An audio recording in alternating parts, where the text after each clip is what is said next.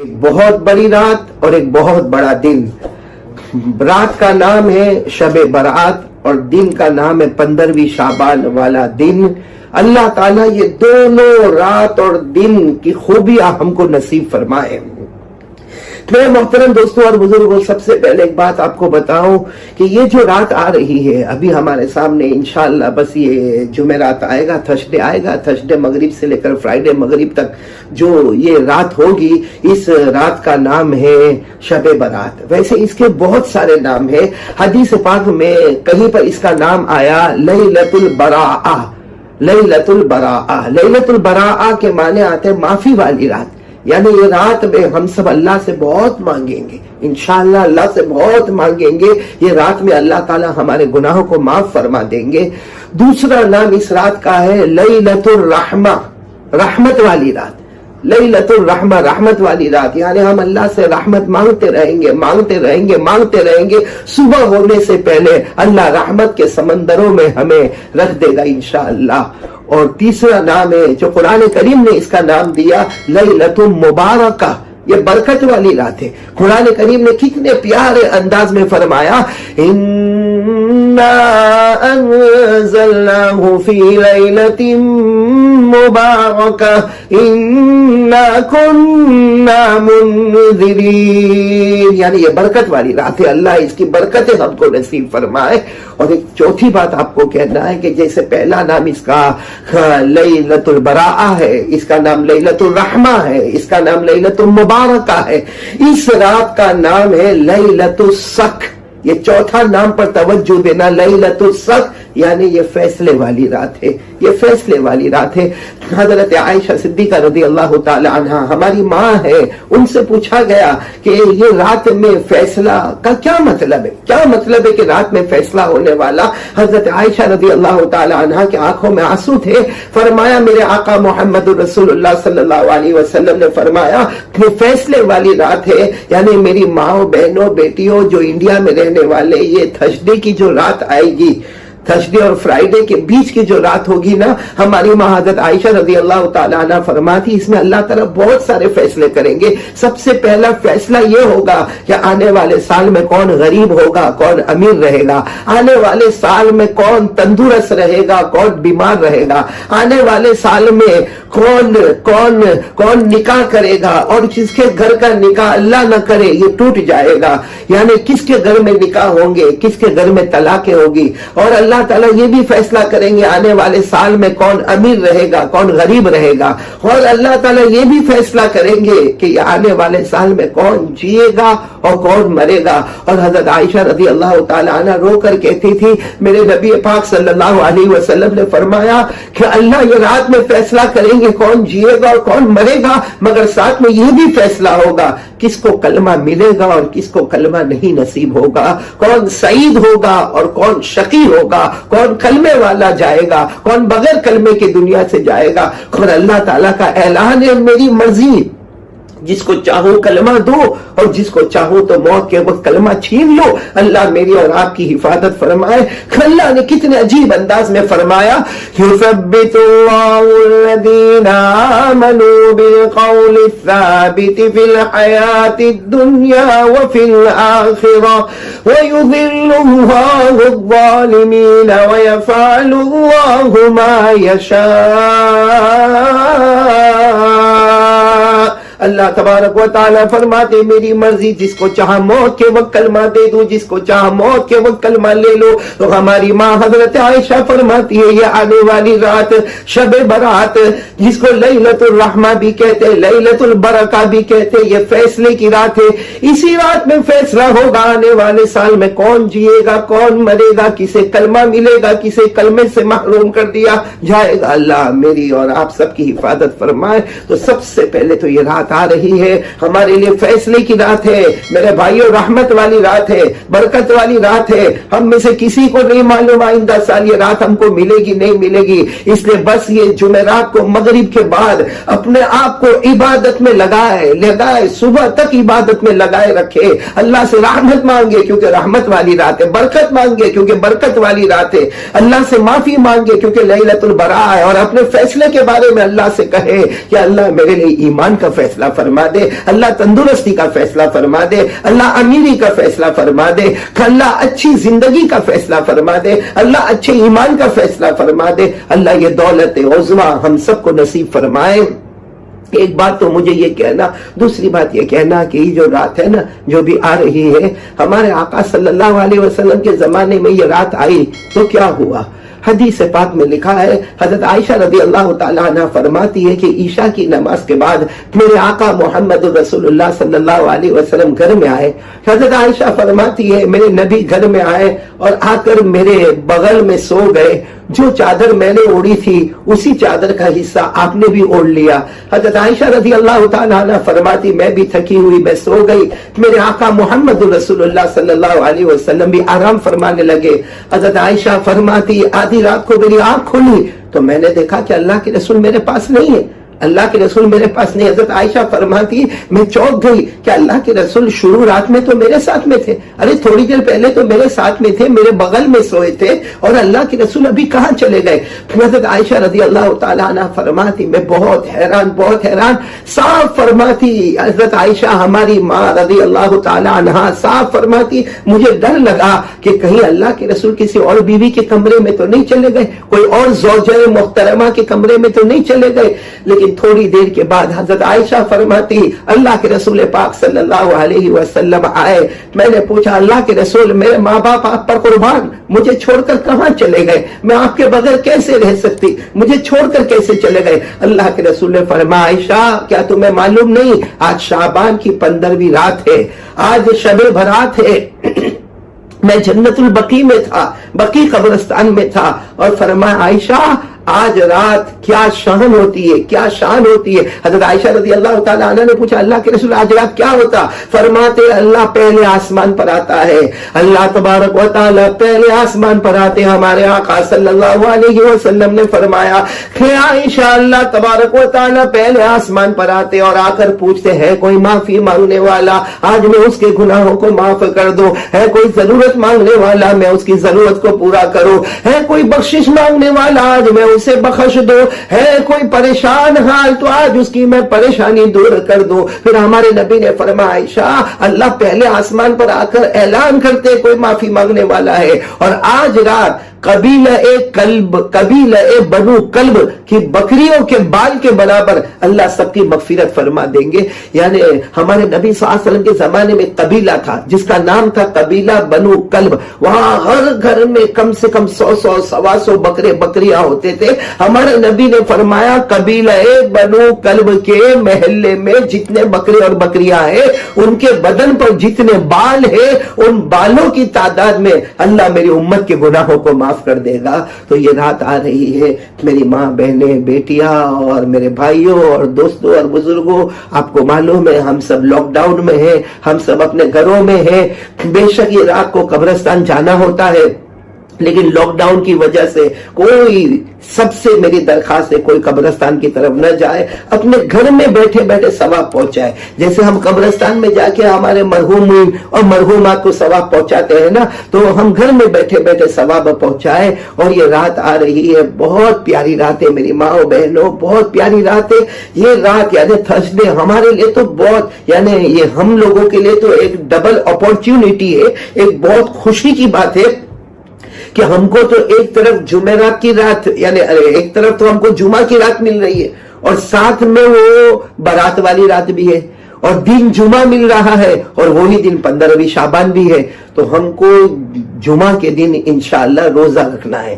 یعنی تھرسڈے کو مغرب سے ہم عبادت میں لگے انشاءاللہ سحری تک عبادت میں لگے اور پھر اچھے انداز میں سحری کرے اور روزہ رکھے. حضرت علی رضی اللہ تعالیٰ عنہ کی روایت ہے, عن علی رضی اللہ تعالیٰ عنہ قال قال رسول اللہ صلی اللہ علیہ وسلم اذا كان ليلة النصف من شعبان فصوموا نهارها وقوموا ليلها. حضرت علی رضی اللہ تعالیٰ عنہ فرماتے ہمارے آقا محمد رسول اللہ صلی اللہ علیہ وسلم نے فرمایا جب بھی 15ویں شعبان کی رات آ جائے رات بھر عبادت میں نکالو اور دوسرے دن روزہ رکھ لو. علماء کرام نے لکھا ہے کہ روزہ رکھنا مستحب ہے, روزہ رکھنا مستحب ہے، لیکن میں پھر ایک مرتبہ کہہ رہا ہوں کہ خاص کر کے ہم انڈیا والے کتنے خوش نصیب ہے کہ جو رات ہم کو مل رہی ہے نا وہ جمعہ کی رات، ایک تو جمعہ کی رات، مغفرت کی رات، رحمت کی رات، اور ساتھ میں وہ شب برات بھی ہے، یعنی دو چیزیں، جمعہ کی رات کا فائدہ بھی اٹھانا ہے اور شب برات کا بھی فائدہ اٹھانا، اور دوسرے دن جمعہ آئے گا، فرائیڈے آئے گا،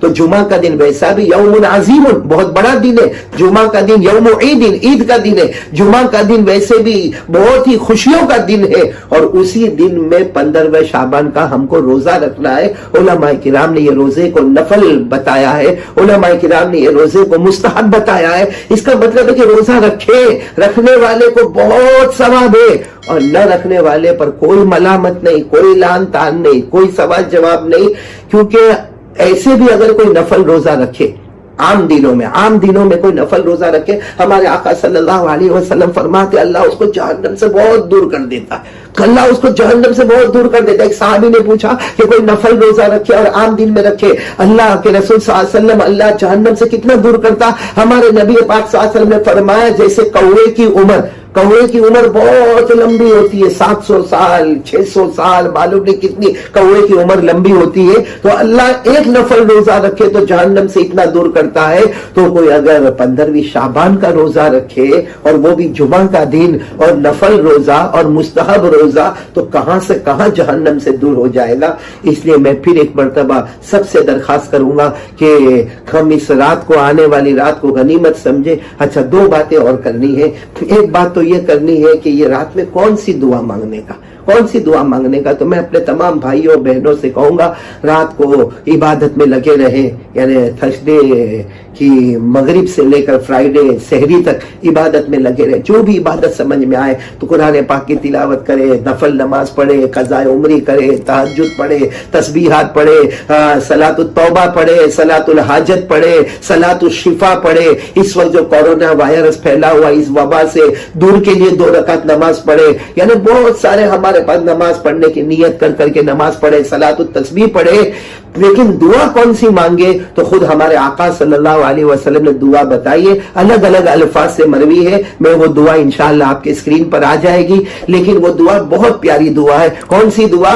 اللہم انی اعوذ برضاک من سخطک وبمعافاتک من عقوبتک واعوذ بک منک لا احصی ثناء علیک انت کما اثنیت علی نفسک۔ اور ایک دعا اللہم انک عفو کریم رحیم تحب العفو فاعف عنا یا کریم۔ دیکھو عربی میں اگر دعا یاد نہ ہو تو جو جملے میں بتاتا ہوں وہ جملے رات کو ضرور ایک مرتبہ تو بولے تاکہ ہمارے آقا صلی اللہ علیہ وسلم کی بتائی ہوئی دعا پر عمل ہو جائے۔ کیا دعا مانگنے کا؟ پہلی دعا مانگنے کا، اے اللہ اللہم انی اعوذ برضاک من سخطک، اے اللہ تو تیری ناراضگی دور کر دے اور تو راضی ہو جا۔ نمبر 1 اللہ تو ناراضگی دور کر دے اور تو راضی ہو جا۔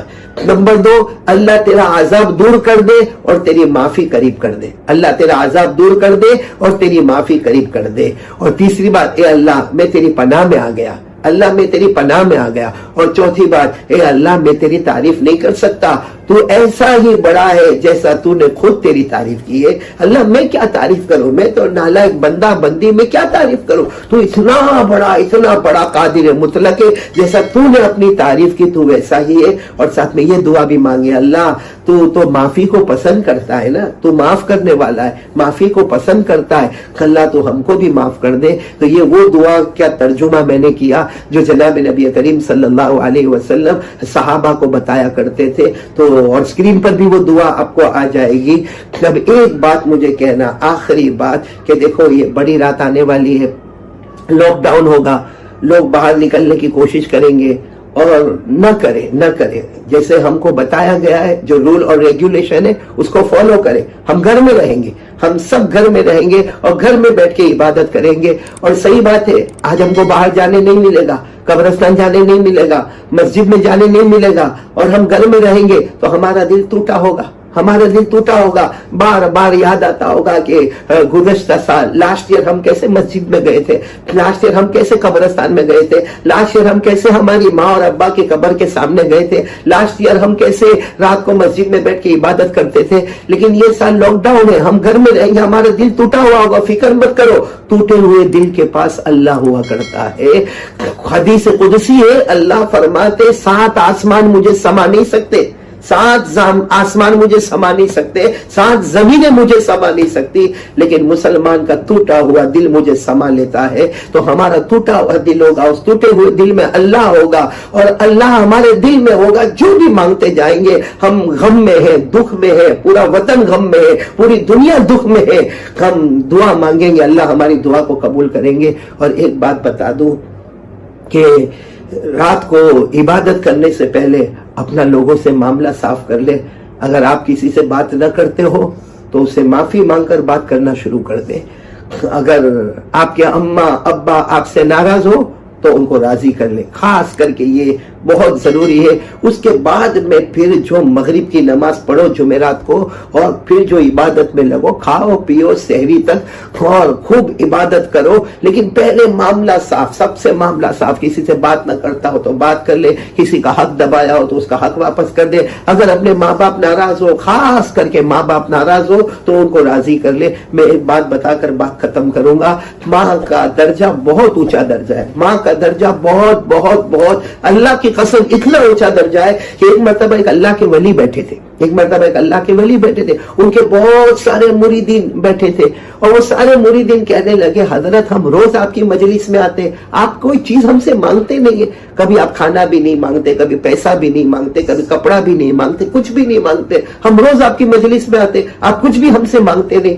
تو وہ جو اللہ کے ولی بیٹھے تھے بڑے پیار سے کہنے لگے, بھائی میں کچھ نہیں مانگتا کیونکہ اللہ نے مجھے سب کچھ دیا ہے اور میں اللہ سے مانگتا ہوں. تو سارے مریدین نے بار بار کہا کہ آپ کچھ تو مانگے نا, آپ کچھ تو ہم سے مانگے نا.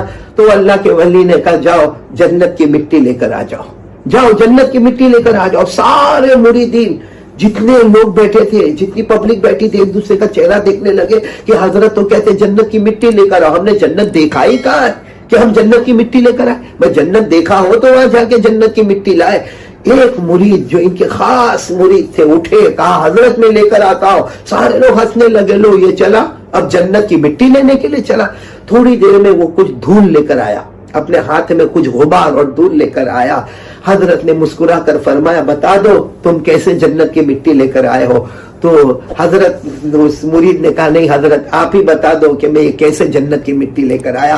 حضرت نے فرمایا, یہ جنت کی مٹی لے کر آیا. اور کیسے لے کر آیا؟ یہ سیدھے گھر گیا, سیدھے گھر گیا. اس کی ماں لیٹی ہوئی تھی, ماں کے پاؤں کے تلوے میں, ماں کے تلوے میں جو دھول لگی تھی, ماں کے تلوے میں جو دھول لگی ہوئی تھی, جو پاؤں میں دھول لگی ہوئی تھی, اس کو اس نے اپنے ہاتھوں سے رگڑا اور اپنے ہاتھ میں لے کر آ گیا.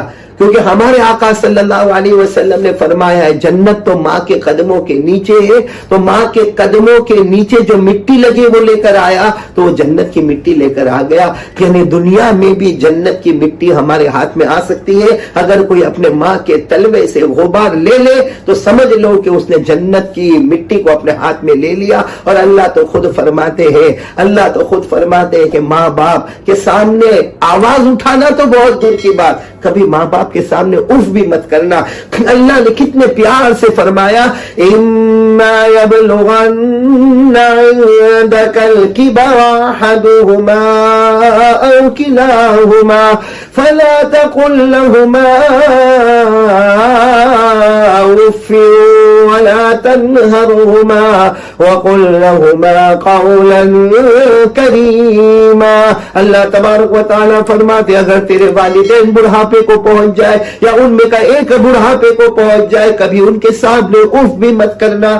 تو خیر اب یہ رات آ رہی ہے, انشاءاللہ اگر موقع رہا تو رات کے سناٹے میں ہم دعا بھی کریں گے اور دعا آپ تک پہنچانے کی کوشش بھی کریں گے، لیکن آپ لوگ بھی بہت بہت دعا کریں، خاص کر کے اس وقت کے جو حالات ہیں، جو ملک کے حالات ہیں، دنیا کے حالات ہیں، جو کورونا وائرس پھیلا ہوا ہے اور معلوم نہیں کتنے اللہ کو پیارے ہو گئے، کتنے اسپتال میں تڑپ رہے ہیں۔ ہم سب کے لیے ایک بہت بہترین موقع ہے شب برات، اس شب برات کی عظمت کو سامنے رکھتے ہوئے اور جو باتیں کہی گئی اس کو سامنے رکھتے ہوئے اللہ مجھے اور آپ کو، ہم سب کو عمل کی توفیق عطا فرمائے۔ آمین یا رب العالمین۔ وآخر دعوانا ان الحمد للہ رب العالمین۔